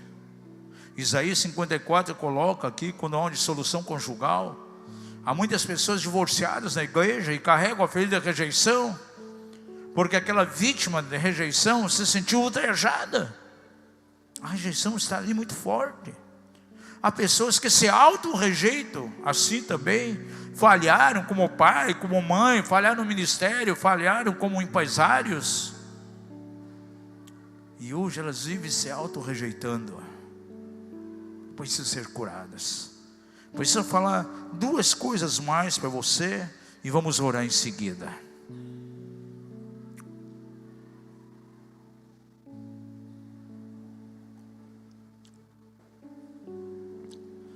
Analisando as raízes da rejeição e os sintomas, os frutos que a rejeição produz. Uns anos atrás eu fiz um diagrama aqui, uma árvore, mostrando as raízes da rejeição e os frutos que ela produz. Tem quase 50 frutos aqui, mas por causa do nosso tempo vou condensar todos eles em simplesmente 3 resultados que vêm direto naqueles que têm rejeição. Primeiro resultado, são pessoas que se dão por vencidas. E tem muitas pessoas assim dentro da igreja.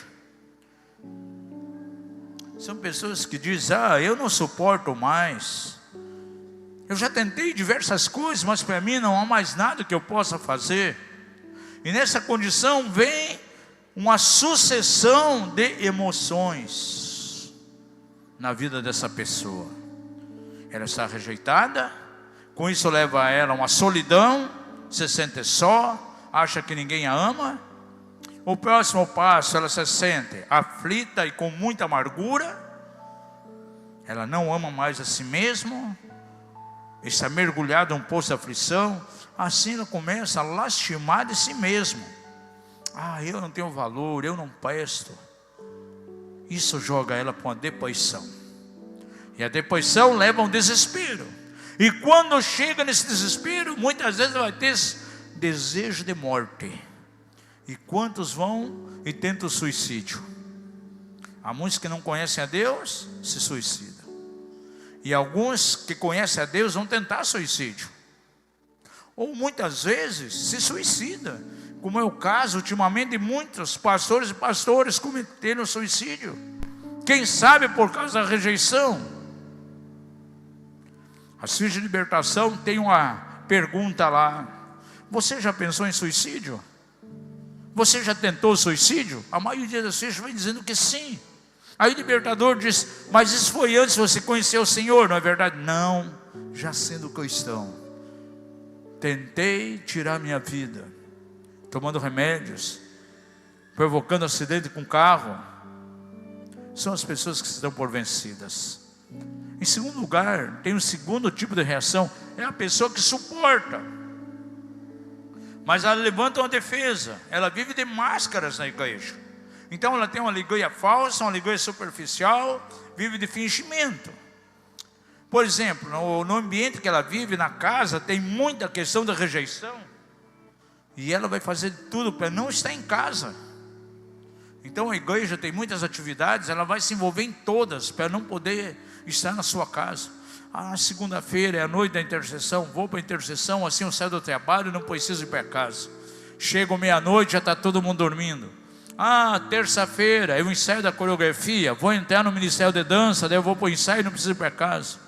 Quarta-feira, evangelismo, vou sair evangelizar na rua, aí não vou para casa.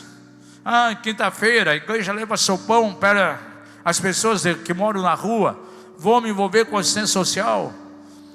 Sábado é a noite da guerra espiritual, quero ser guerreira, vou ser intercessor de guerra, aí não preciso ir para casa. No sábado, que bom que tem recreação à tarde na igreja, e tem o culto à noite de jovens, já ficou por lá. E se a igreja tem 3 cultos, no domingo, de manhã, tarde e noite, ela já vai para a igreja, nem vai para casa. É uma fuga. Errado. Tem gente que vai no ministério, entra no ministério para poder atenuar a ferida do seu coração. Quem sabe isso não vai trazer mais problemas para ela. E tem um terceiro tipo de reação, é a pessoa que contra-ataca, com sentimentos de rebelião, com atitudes para ferir. Pai e mãe rejeitou, olha menino, você não será ninguém. Ele cresce, eu vou provar para o meu pai e para a minha mãe o que eu sou capaz. E toma atitudes para ferir os pais. Quem sabe se joga nas drogas, vai para seitas satânicas. Eu conheço uma moça, filha de pastor, quando chegou na juventude, desviou do caminho do Senhor, perfurou todo o seu corpo, usando roupas esquisitas, esdrúxulas, pintou o cabelo com 7 cores, as 7 cores do arco-íris, e quando terminava o culto, eu ia lá na frente da igreja, ficava no portão, queria que todo mundo visse, eis ali a filha do pastor. E assim eu filhei meu pai e minha mãe. Porém se converteu, se reconciliou num trabalho de evangelismo, hoje já dá testemunho de Jesus, mas durante um tempo ela viveu assim, por causa das feridas de rejeição que tinha, a pessoa que contra-ataca. Aí você pode perguntar a mim nessa noite, mas apóstolo, aonde está a cura?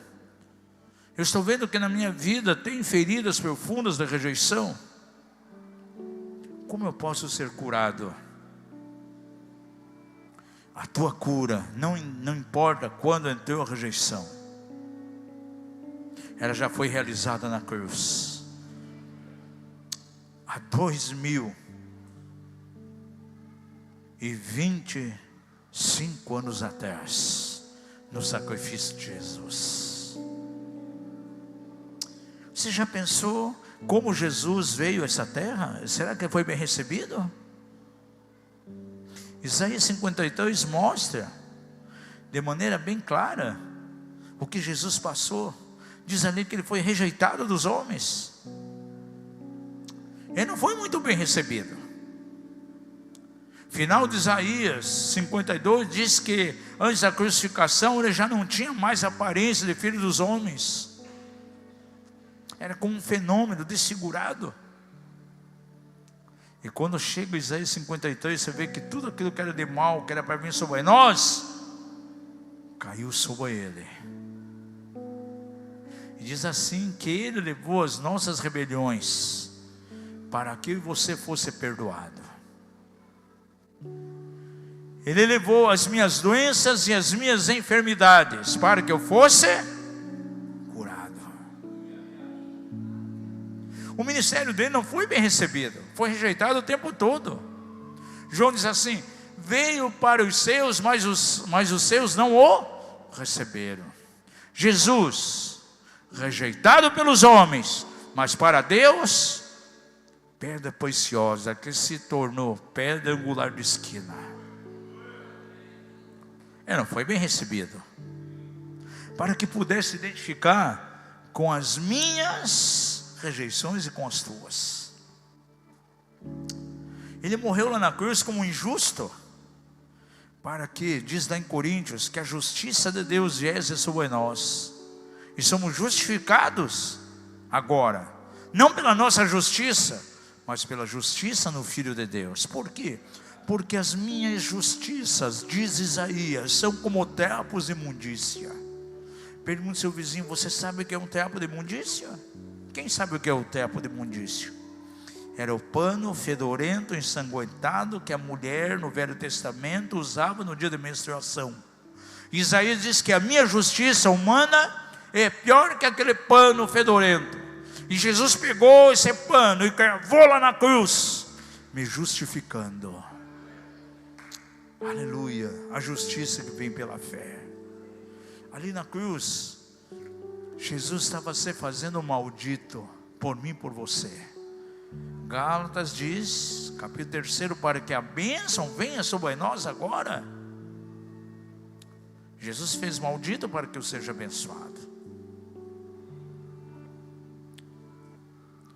1 Coríntios, capítulo 8, verso 9. E 1 Coríntios 9, 8. Diz que Jesus levou a nossa pobreza lá na cruz, para que fôssemos enriquecidos. E é interessante quando você vai lá para Deuteronômio, capítulo 8, verso 48, mostra o auge da maldição. O que era? Fome. Diga isso: fome, sede, nudez e falta de tudo. Eu posso classificar todas essas 4 palavras numa palavra só. Qual? Pobreza. E Jesus cravou lá na cruz toda a pobreza. Por quê? Por quantas horas ele não comeu antes da sua crucificação? Teve sede. Pegaram isopo, envolveram em vinagre e colocaram para que bebesse.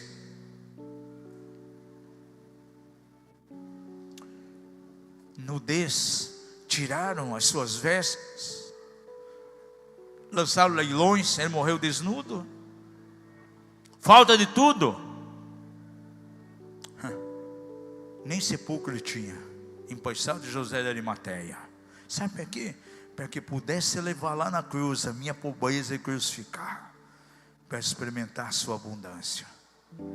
Ele levou sobre a sua cabeça uma coroa de espinhos, para que eu receba a coroa de glória e ministre a ele. Ele levou a minha vergonha, para que eu receba agora duplicada honra, conforme diz lá Isaías 61.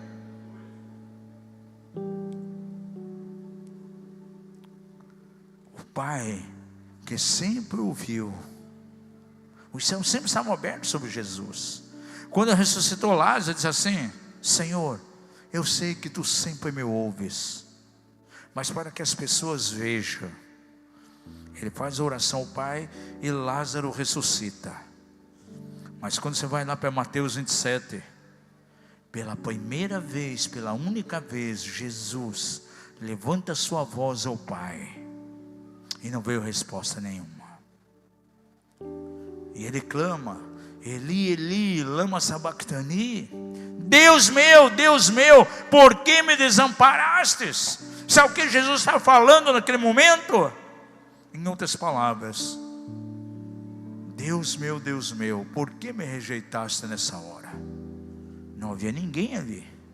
Sua mãe não estava ali, nenhum dos seus discípulos, nem os 3 mais próximos. Tiago não estava ali, Pedro não estava ali, nem João, que era aquele que reclinava a cabeça no seu peito, estava ali. Ele estava sozinho, e ele clama ao Pai, e do céu não vem nenhuma resposta.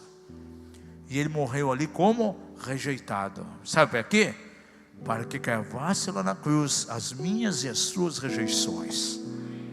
Porque quando isso aconteceu, o véu do templo rasgou-se de alto a baixo, abrindo um novo caminho para eu e você entrar e ministrar a Deus Pai como filho. Então, aqui está a cura para a nossa rejeição.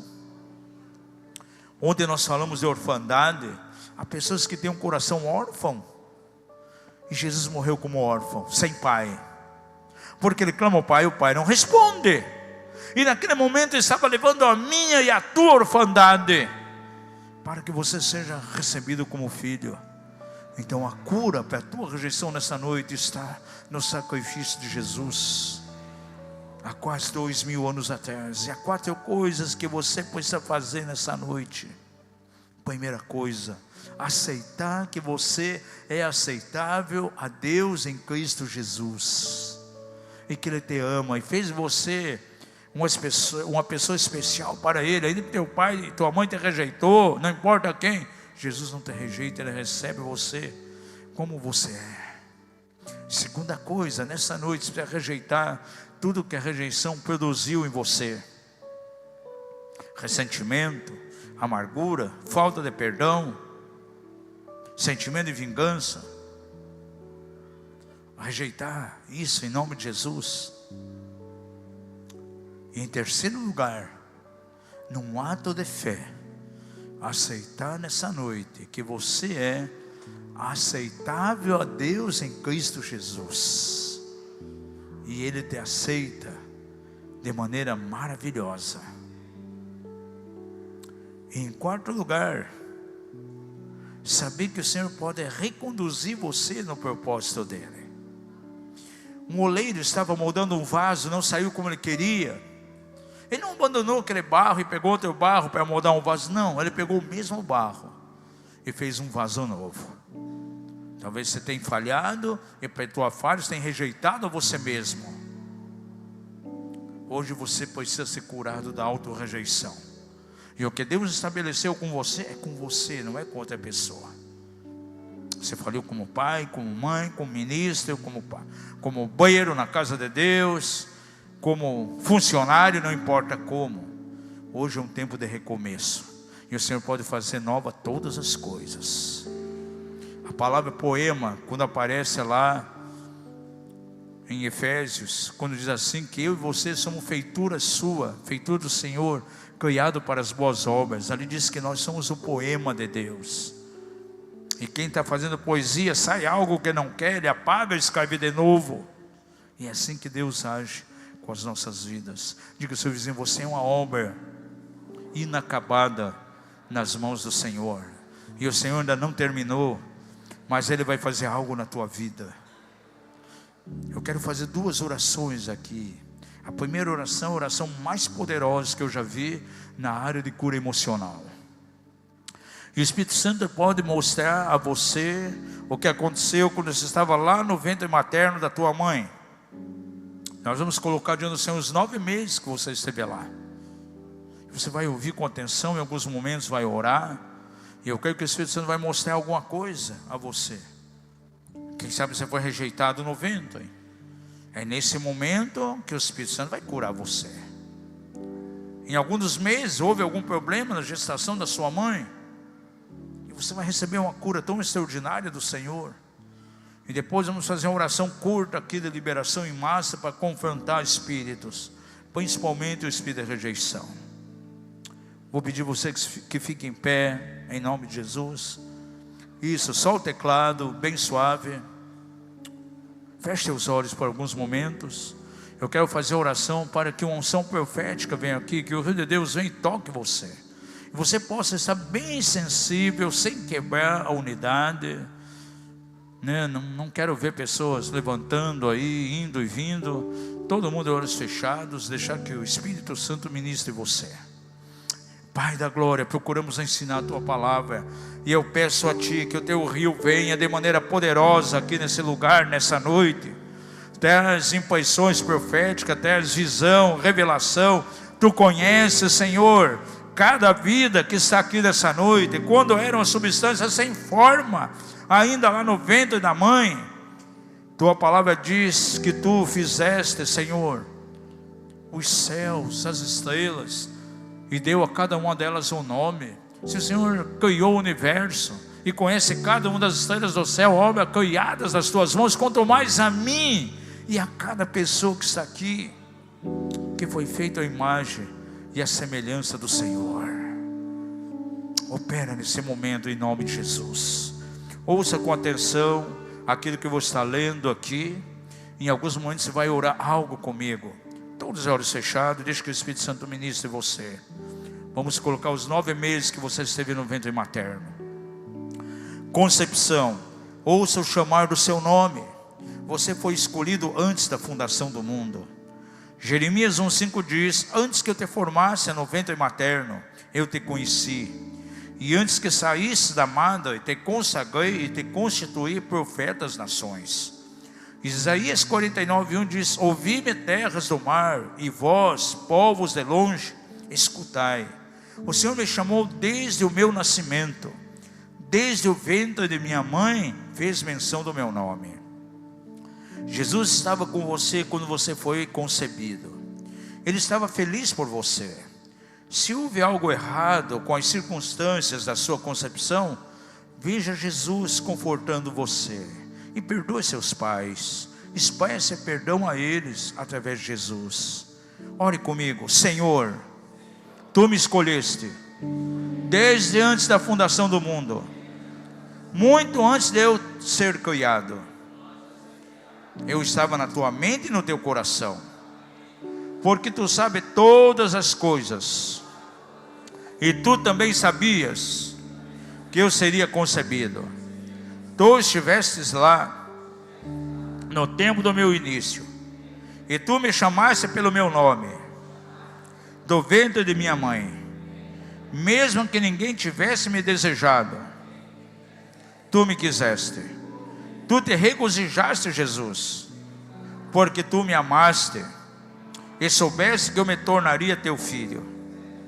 Meu começo tornou-se santo com a Tua presença. Primeiro mês, a presença de Jesus estava com você quando seu corpo foi formado. Dentro de 24 dias, a batida do seu coração vai começar a ser detectada. A espinha dorsal e o sistema digestivo estão no estágio inicial. Na 4ª semana, o seu sistema circulatório está se formando, como se fosse a árvore da vida. Salmo 139:16 diz assim: os teus olhos viram meu corpo ainda informe, e no teu livro todas essas coisas foram escritas, as quais iam sendo dia a dia formadas, quando nem ainda uma delas havia. Você é tão pequeno nas palmas das mãos de Jesus, Ele o segura com santo carinho. Saiba que você é muito amado e tudo estará bem. Repita comigo: Senhor, a Tua presença me conforta, e eu me sinto seguro, porque Tu estarás sempre comigo. Segundo mês, como uma planta pronta para se arrebentar, pequenos botões aparecem. São os seus pés e os seus braços. Você tem um pouco mais de 12 centímetros em 8 semanas. Seus olhos estão fechados. No fim desse mês ficará claro o seu sexo. Deus o aprovou como pessoa com a sua identidade sexual desde o início. Salmo 139:13 diz: pois Tu formaste o meu interior, Tu me teceste no seio da minha mãe. Jesus está com você aprovando. Veja a satisfação dele pelo fato de que você é menino ou menina, da maneira que Ele planejou. Aceite e se alegre-se muito. Se seus pais queriam um filho do sexo oposto, e se isso fez sentir-se não desejado ou inferiorizado, perdoe-lhes através de Jesus. Ore comigo. Obrigado, Jesus, pelo fato de que não há nada que eu precise fazer para ter a Tua aprovação. Tu já me aprovaste. Eu aceito o meu sexo. Obrigado, Senhor, pois não tenho nada que temer, na conformidade do meu querer, para o meu crescimento e progresso dia após dia. Terceiro mês, agradecemos a Deus por tê-lo criado. Braços, pescoço, rosto e corpo estão tomando forma, e os órgãos estão sendo formados internamente. As mãos e seus pés estão completamente formados. Os olhos estão fechados. A água que cerca você lhe dá flutuações, não é estagnada.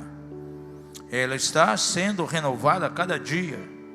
Você está envolvido num sistema de sustento.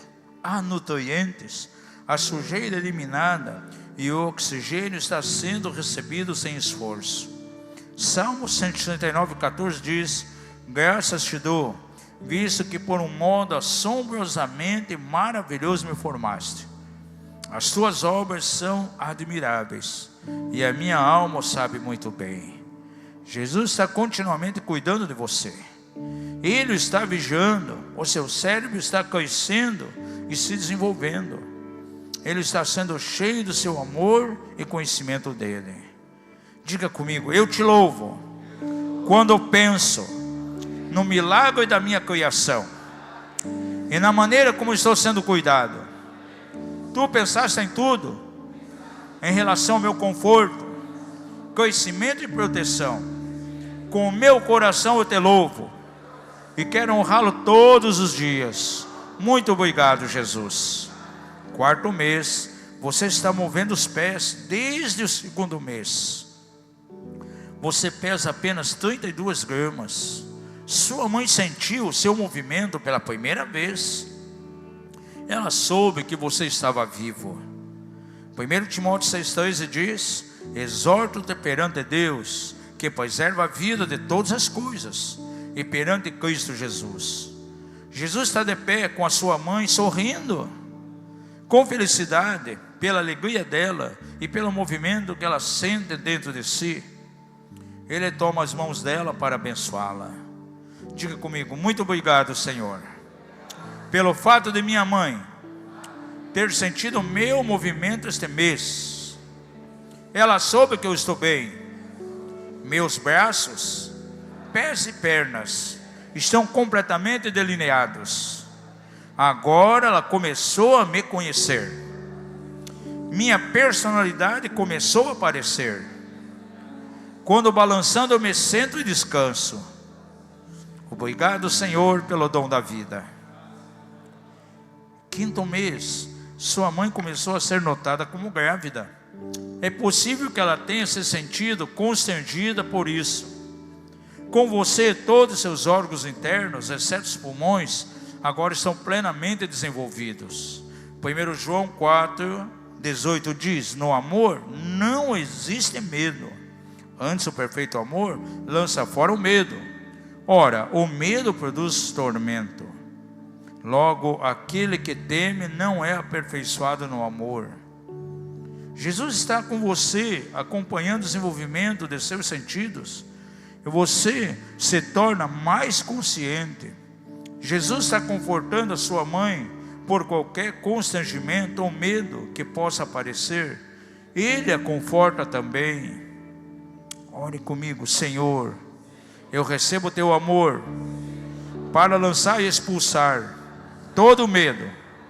Cura-me de todos os efeitos negativos da agitação emocional da minha mãe, e também das palavras negativas ou ações de qualquer um ao meu redor. Obrigado pela minha mãe e pelo alimento que tenho recebido dela. 6º mês, você está sendo coberto dos pés à cabeça com a loção protetora. A presença da unção divina está sobre você também. Uma felpa de cor de pêssego aparece cobrindo seu corpo. O seu cabelo começa a crescer na cabeça. Você conhece a voz da sua mãe e pode ouvir os outros ao seu redor. Lucas 1:44 diz: pois logo que me chegou aos ouvidos a voz da tua saudação, a criança estremeceu de alegria dentro de mim. Salmo 23:5 diz: preparas uma mesa perante mim na presença dos meus inimigos, e unge a minha cabeça com óleo e o meu cálice se transborda. Jesus está com óleo da alegria. Ele ri com você enquanto você pula de alegria, como João Batista fez quando sentiu a presença de Jesus. Ore comigo: Senhor, obrigado por me ungir este mês de uma maneira especial. A tua unção está sobre mim e sobre a minha cabeça. e ela me cobre, enquanto a loção que tu criaste para me proteger me envolve. Obrigado pela tua alegria, e ficará para sempre comigo. 7º mês, todas as partes do seu corpo estão completas esse mês. No início desse mês, a sua capacidade de ouvir foi completada, e seus olhos estão abertos. Você ouve a batida do coração de sua mãe, e você a conhece muito bem. Mais tarde o sangue muda, assim ele carrega o oxigênio. Os seus pulmões agora estão completamente desenvolvidos. O seu peso dobrou desde o mês passado. Agora você pode nascer. Se há algo faltando no seu corpo físico, como problemas congênitos, não foi porque Deus assim planejou, mas porque você está num mundo que está separado de Deus. Salmo 139:15 diz: os meus ossos não te foram encobertos, enquanto no oculto fui formado e entretecido como nas profundezas da terra. Jesus está orgulhoso do seu corpo, que está maravilhosamente completo. Ele olha para você, o ouve, e o seu amor o cerca. Ore comigo. Obrigado, Senhor, pois que apesar de escondido desse mundo, eu não estava escondido de ti. Outros não puderam me ver, mas tu pudeste, pois tu estás sempre me olhando e vigiando, para que a minha formação complicada pudesse acontecer direitinho. Obrigado, Senhor, porque tu colocaste tudo junto e pronto para a aventura do nascer. 8º mês, você e sua mãe são nesse momento psicologicamente ela está se preparando para a sua chegada. Você está pesando agora mais ou menos 2,5 kg. Você está crescendo rapidamente, está ficando meio apertado no ventre, assim não é possível muito movimento. Isaías 66:12 diz: porque assim diz o Senhor, eis que estenderei sobre ela a paz como um rio, e a glória das nações como uma torrente que transborda. Então amareis, nos braços vos terão, e sobre os joelhos vos acalentarão. Isaías 66:13 diz: como alguém a quem sua mãe consola, assim eu vos consolarei, e em Jerusalém vós sereis consolados. Jesus está com a sua mãe, amando-a, refrescando-a para as atividades que virão. Você está chupando o dedão do pé, preparando-se para beber. Jesus está lhe dizendo que tudo está bem, e que Ele ficará com você e confortará. Diga comigo: Senhor Jesus, obrigado pelos meus 8 meses, e pela Tua contínua presença amiga. Obrigado porque Tu me seguras com a Tua mão. Tu conheces o mistério do nascimento da criança. Contigo tudo irá bem. 9º mês, o período normal da gravidez é de 280 dias. Você está pronto para nascer. Jesus está lá para fazê-lo nascer. João 16:21 diz: a mulher, quando está para dar à luz, sente tristeza, porque é chegada a sua hora. Mas depois de ter dado à luz a criança, já não se lembra da aflição pelo prazer de haver nascido um homem no mundo. Salmo 22:9 diz: mas tu és o que me tiraste do ventre, o que me preservaste estando ainda aos seios de minha mãe. Diga: Jesus, estou com vontade de nascer e alegrar uma família. Eu quero aceitá-la. Peço que tu me des um presente especial de amor para com eles. Desejo ir para eles, e eu sei que tu estás comigo. Jesus está ao lado da parteira do doutor. Jesus está segurando as mãos da tua mãe e acalmando o medo. Algo está acontecendo. Ondas de pressão correm sobre o seu corpo. O coração começa a acelerar. A flutuação é alterada e você sente mais pressão. Você é empurrado através de um canal que lhe parece muito estreito. Ouça Jesus animando você enquanto você está no canal de nascimento, animando a não ter medo da escuridão e da pressão. O seu corpo começa a tremer durante essa nova onda de pressão. Agora você sente uma pressão muito forte na sua cabeça. Depois os seus ombros. E depois a libertação. Jesus o recebe do outro lado e o toma nas mãos. Ele limpa cuidadosamente a sua face e olha para os seus olhos. E você se liga a ele em amor. Então ele o coloca na barriga da sua mãe com tanta gentileza, para que você se ligue a ela. Jesus massageia as suas costas com tanto cuidado e sorri para sua mãe. Você respira confortavelmente. Depois de cortado o cordão, Jesus o toma e o lava numa água morna, enxugando com muito carinho. Em seguida ele o leva ao seu pai, que o carrega com muito amor. Jesus volta-se então para os que estão na sala e diz: que criança linda, exatamente como eu queria. Ore comigo. Senhor, porque eu fui aceito e amado, eu quero viver no teu mundo. Senhor, tira o efeito de qualquer medo ou da dor do parto. Cura-me de ter estado tanto tempo. Cura-me de estar tanto tempo no canal de saída. Cura-me dos efeitos da luz brilhante na sala de parto. Se o doutor me pegou pelo pé e me bateu para me fazer respirar, cura a memória daquilo e de qualquer vertigem que adveio do fato de eu ter sido colocado de cabeça para baixo. Cura-me da dor da primeira respiração. Cura-me do medo do barulho alto, quando eu saí de um vento tão silencioso e vim para o mundo. Eu sei que eu não sou responsável pela dor da minha mãe, pelo trabalho de parto ou de qualquer doença que ela tenha sofrido durante a gravidez. Se alguém me acusa quanto a isso, eu perdoo e o libero de toda acusação.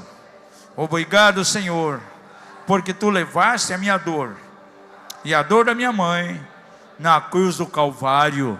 Amém. Aplaude o Senhor.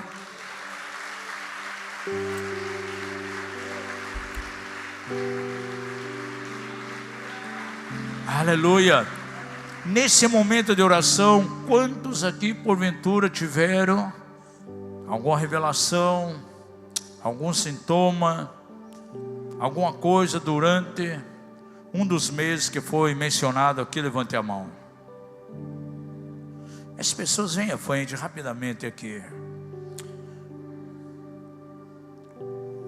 Eu já quero pedir os irmãos aqui do apoio, intercessão, que ministram, possam vir já